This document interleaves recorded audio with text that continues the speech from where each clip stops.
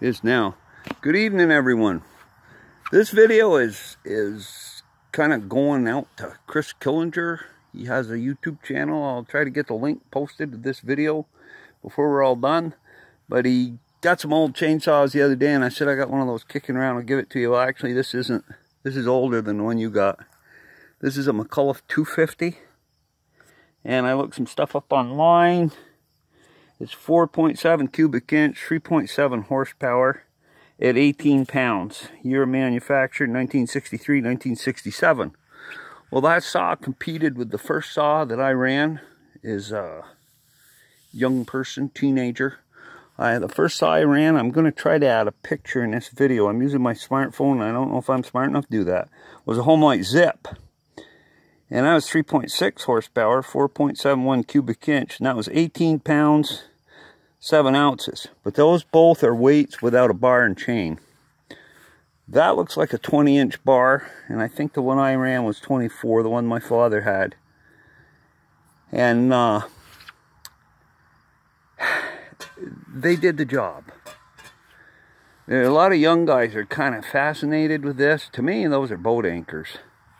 Now, that's a Homelight 360. That's newer than the one my father had. The one my father had didn't have the blowout here better. It was flat. That's a newer saw. That was 1976 when he bought that one. And I was still running that Zip when he bought that one. And I believe he bought that Homelight Zip in 1967, but it says they weren't being made then, but I can remember him buying it. I was only born in 1957. Anyway, both of those saws right there were not bad saws. They did the job. But I like these better. That little saw right there weighs in at 10.9 pounds without a bar. Call it 11.5 pounds with a bar. It's a 3.25 pitch chain. But that's putting out 3 horsepower. And if it is sharp, I'll bet $10 it'll outblock either one of those two. You know, that is one of the big difference. Any chainsaw you run needed to be sharpened. But these, somebody took the dogs off from this one. That should have had a pair of dogs, and so should that one. I don't know where they went. Those right there, you could just lay on, and you couldn't stop that chain. You could just pry right up on the handle for all you're worth. And they just keep cutting along, kind of slow, but they just keep cutting. That one there, if it's not sharp, it's not going to cut. And you can't bear down on it. I mean, it's speed. I'm not sure what the RPMs are on it, or the cubic inch. It is a professional saw. They're not made anymore, because I guess John Surratt is not making commercial saws anymore. They're making a few homeowner saws. And that kind of sucks, because I've got 3 of them.